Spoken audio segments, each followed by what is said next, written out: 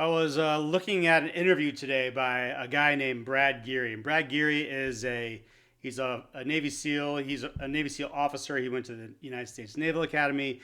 He talks a lot about leadership and responsibility and things like that.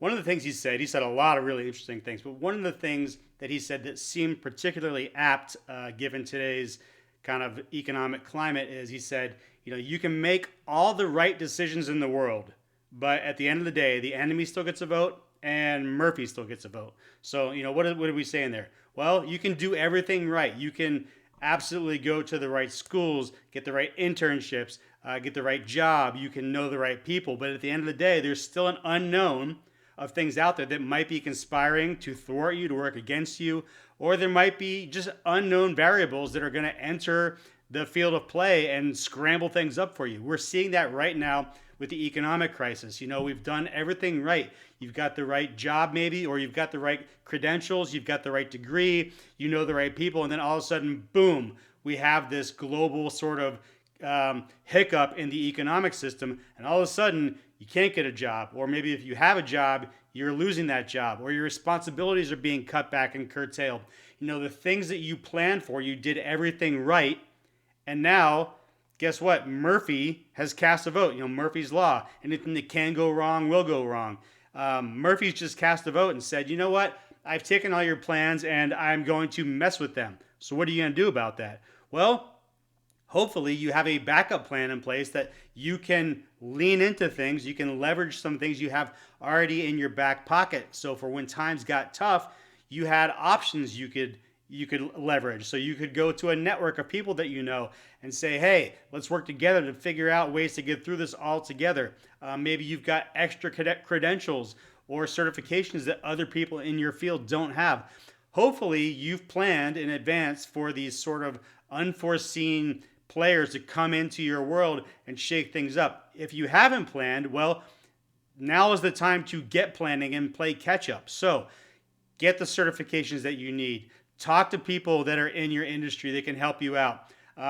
Anything you can do to start distinguishing yourself from your peers is going to be helpful because, look, the window and the pyramid of jobs and job openings and opportunities is starting to shrink, is starting to narrow. So really what you have to do is think about, how am I distinguishing myself from those people who are also at my peer level, who are fighting for those diminishing number of slots that are out there? Well, like I said, lean into your network. Make sure everything that you've done so far makes you marketable, saleable, and nimble enough that you can switch directions and maybe move to a different company, maybe move to a different job, maybe even like branch out the specialties that you're working in.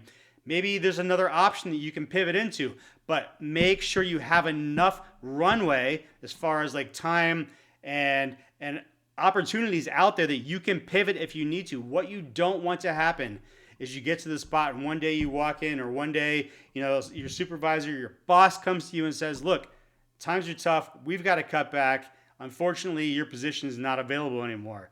Then what do? Well, hopefully you get some severance to let you have a little bit more runway to make those decisions and pivot.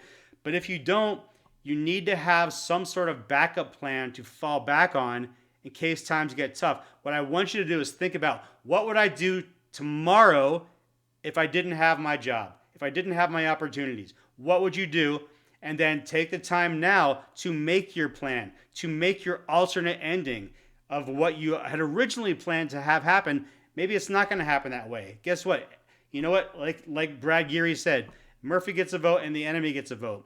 And you have to be able to roll with that, to pivot, to be nimble, and to be able to move laterally if you need to, maybe even backwards, just to keep your head afloat. So I want you to start thinking about your backup plan, how you're going to pivot, how you're going to be nimble. Start making that plan so you don't get caught unawares, and that you are able to basically market yourself above your peers who are to the side of you right now, who maybe they haven't even thought about this. Thinking about it now, it's going to make it a lot easier in the future to be nimble, to pivot, and to be able to get out of a tight jam or a tight situation, because frankly, we don't know what the next 6 months to a year is going to look like. Start thinking about that now. Do good things. We'll talk next time.